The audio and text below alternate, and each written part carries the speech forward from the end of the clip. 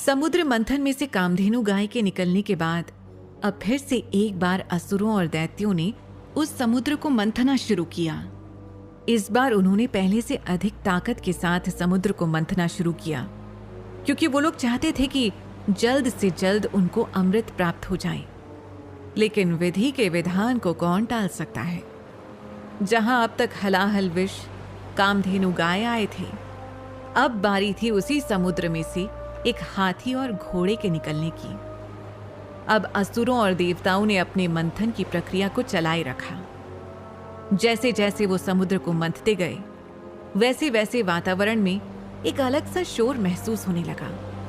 सभी लोग इस शोर को सुनकर परेशान हो रहे थे, क्योंकि वो लोग समझ ही नहीं पा रहे थे कि ये शोर किस चीज का है। और सबसे बड़ी बात, ये शोर उन्हें मंथन की प्रक्रिया में काफी परेशान भी कर रहा था। इस परेशानी के बावजूद भी उन्होंने मंथन की प्रक्रिया को नहीं रोका। देखते ही देखते समुद्र में से एक हाथी की उत्पत्ति हुई। हाथी की उत्पत्ति के साथ ही सब लोग और ज्यादा परेशान हो गए, क्योंकि सबके हृदय में ये बात चल रही थी कि ना जाने अभी कौन कौन से जानवर होंगे जो इस मंथन से निकलेंगे और वो किसके हिस्से में आएंगे। अरे, ये तो सफेद रंग का हाथी है। यह हाथी तो राजा इंद्र के ऐरावत हाथी से मिलता जुलता लगता है। ये हाथी हमारे राजा इंद्र का ही है। लेकिन सबसे बड़ी परेशान करने वाली बात यह थी कि वो हाथी किसी आम हाथी की तरह नहीं दिखता था। उस हाथी का रंग सफेद था और उसके 3 मुख थे। इतने बड़े शरीर के ऊपर 3 मुख और 16 सूंडें थीं। साथ ही उसके 4 बड़े बड़े दांत थे। भगवान विष्णु ने उस हाथी को ऐश्वर्य और संपत्ति का प्रतीक बताया। भगवान विष्णु ने जैसे ही ये बात कही तो राक्षसों का मन डोल गया और उन्होंने उस हाथी को पाने की लालसा प्रकट की। लेकिन देवताओं ने उसे राजा इंद्र का हाथी बताकर उसके ऊपर अपना अधिकार जमाना शुरू कर दिया। उस समय श्री हरि विष्णु काफी विचार विमर्श में डूबे, क्योंकि दोनों ही पक्ष ऐरावत हाथी के ऊपर अपना हक जमाने का प्रयास कर रहे थे। लेकिन अंततः देवताओं द्वारा प्रकट की गई दलीलों को सुनकर श्री हरि विष्णु ने इस हाथी को देवताओं को सौंप दिया। एक बार फिर से इस कौतूहल से बाहर निकलने के बाद देवताओं और असुरों ने समुद्र मंथन की प्रक्रिया को शुरू किया। समुद्र मंथन की प्रक्रिया के शुरू होते ही अब समुद्र में से एक घोड़े की उत्पत्ति हुई। घोड़े को देख सभी फिर से हैरान परेशान होने लगे कि आखिर इस घोड़े की उत्पत्ति के पीछे कारण क्या है और इसका महत्व क्या है।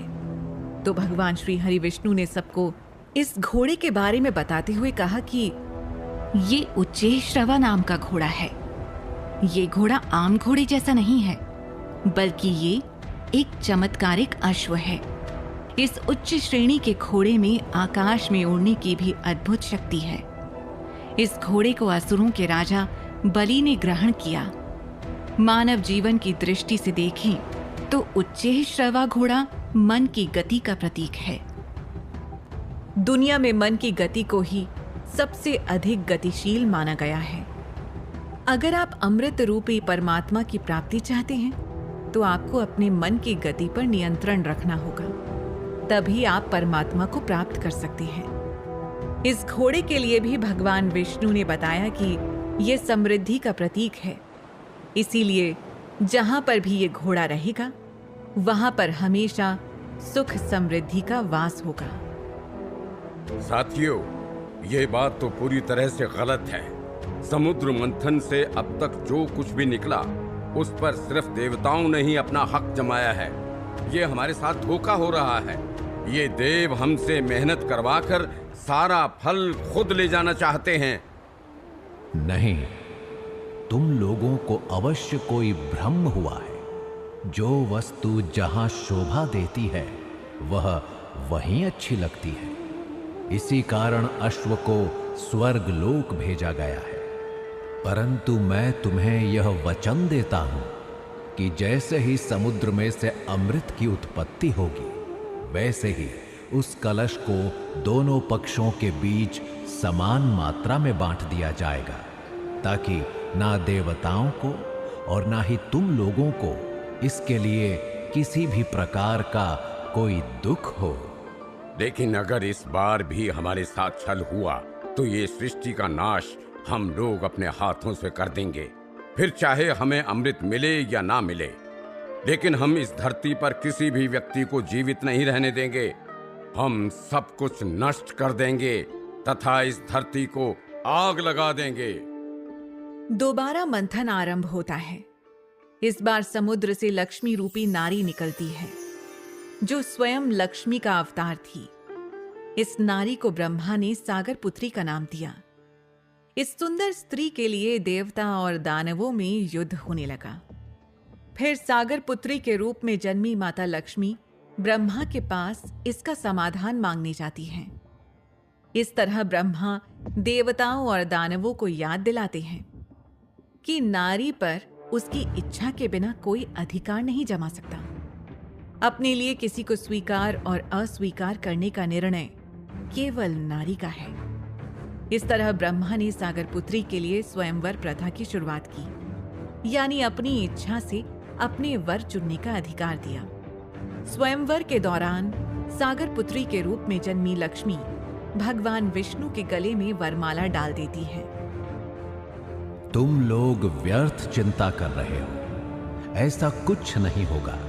यदि मैंने तुम्हें वचन दिया है तो मैं उसे अवश्य पूर्ण करूंगा। अभी जैसे ही अमृत कलश आएगा वैसे ही उसे दोनों पक्षों में बराबर बांटा जाएगा। तुम निश्चिंत रहो और समुद्र मंथन करने का काम पूरी निष्ठा के साथ करो। इस बात को सुनते ही देवताओं ने मौके का फायदा उठाते हुए असुरों को एक बार फिर अपनी बातों के जाल में फंसाया तथा उनसे समुद्र मंथन की प्रक्रिया में डटे रहने की प्रार्थना भी की। असुरों ने भी भगवान विष्णु और देवताओं की बात को सत्य मानकर समुद्र मंथन का काम शुरू कर दिया। लेकिन क्या समुद्र मंथन में से अमृत हासिल करना इतना आसान है?